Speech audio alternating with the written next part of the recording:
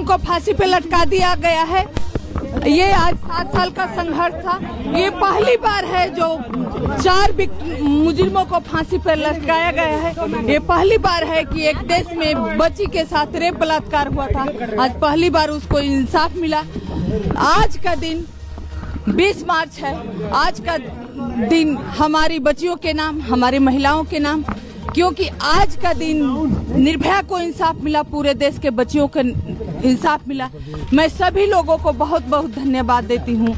खासकर अब देर से ही सही इंसाफ मिला। मैं अपने युधिष्ठिरी को, अपने न्याय व्यवस्था को, अपने राष्ट्रपति महामहिम को, अपने सरकारों को बहुत बहुत धन्यवाद देती हूँ कि जिस तरह से निर्भया के केस में डिले टैक्टिक्स अपनाई गई, एक एक करके पटिशन डाली गई, लेकिन जिस तरह से पटिशन डाली गई उसी तरह से हमारी अदालतों ने सक्रिय होकर एक एक पटिशन को खारिज किया।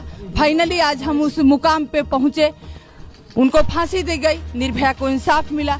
जिस तरह से 2012 में घटना हुई थी निर्भया के साथ, लोग शर्मसार हुए थे, हमारा देश शर्मसार हुआ था, लेकिन फाइनली देर से ही सही, लेकिन आज हमारी युधिष्ठिरी ने इन चारों को फांसी देकर साबित किया कि नहीं, अगर महिलाओं के साथ, बच्चियों के साथ अगर ऐसा घिनौना अपराध होगा तो बच्चियों को इंसाफ मिलेगा और मुजरिमों को सजा मिलेगी। जिस तरह से इस केस में एक एक करके पटिशन डाली गई, 3-3 बार फांसियां पोस्टपोन हुई, तो कहीं न कहीं इसी केस के माध्यम से हमारी कानून में जो कमियां थी वो सामने आई और हमें न्याय के नाम, न्याय जिसको हम कहते हैं, अपने संविधान को न्याय कहते हैं, आज उसी संविधान पे सवाल उठ गया था। लेकिन फाइनली आज इन चारों को फांसी हुई और एक बार इस न्याय व्यवस्था पर फिर हमारा विश्वास, हमारे देश के बच्चियों का विश्वास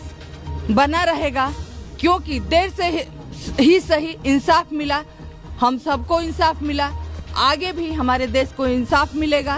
उनका देखिए वकील है, उनका काम है और इससे हमें दुखी भी नहीं होना चाहिए, क्योंकि अगर आप बचा रहे हो तो तन मन धन से बचा रहे हो, तो वो अंततः लड़े हैं, बड़ी अच्छी बात है। लेकिन हमारे वकील भी तो लड़ते रहे, हर पल हर वक्त खड़ा रहे हमारे साथ, कोर्ट में रहे, जहां हम रहे वहां रहे, तो दोनों तरफ से बराबरी का मुकाबला था।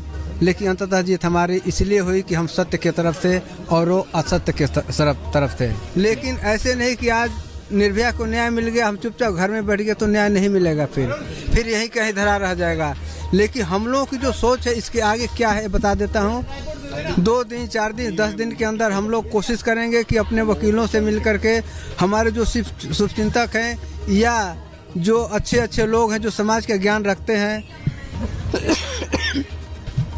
उनको इकट्ठा करके बैठ करके आपस में डिसीजन लेंगे कि 7 साल में हमने जो लड़ाई लड़ी है एक निर्भया के लिए, वो तो कानूनों में कहाँ कहाँ कमियां हैं उसको लिस्ट बना करके मीडिया में सबसे पहले बताएंगे, कॉन्फ्रेंस करेंगे।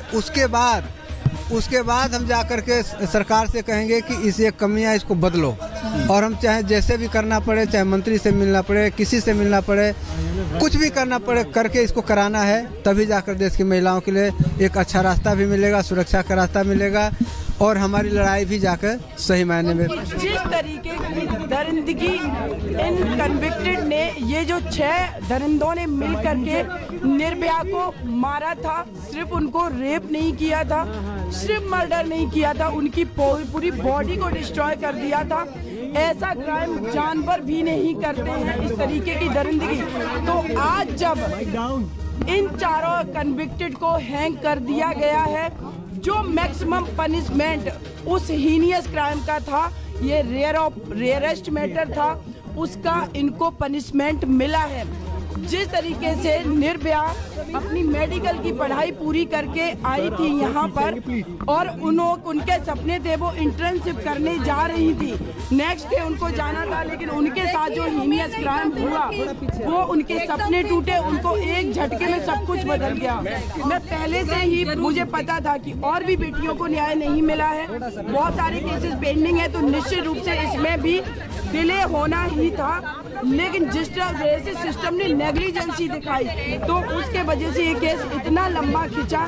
लेकिन फिर भी मैं कहूँगी देर है अंधेर नहीं, एटलीस्ट निर्भया को जस्टिस मिला। देखिए खुशी की बात शायद तब ज्यादा होती जब हम निर्भया को बचा पाते, हम उनको बचा नहीं पाए। देश का लॉ एंड ऑर्डर पूरी तरीके से, देश की राजधानी में क्राइम हुआ था, लॉ एंड ऑर्डर पूरी तरीके से फेल था। लेकिन आज संतुष्टि इस बात की है कि एटलीस्ट निर्भया को जस्टिस मिला, उस चीज की संतुष्टि है। लेकिन एक और बात मैं कहूंगी कि देश की और भी बेटियां जिनके साथ निर्भया जैसा हीनियस क्राइम हुआ है वो भी अभी इंतजार कर रही हैं। तो जो भी मीडिया हाउसेज है उनकी ये जिम्मेदारी बनती है कि जस्टिस हर किसी को मिले, वहां तक पहुंचे।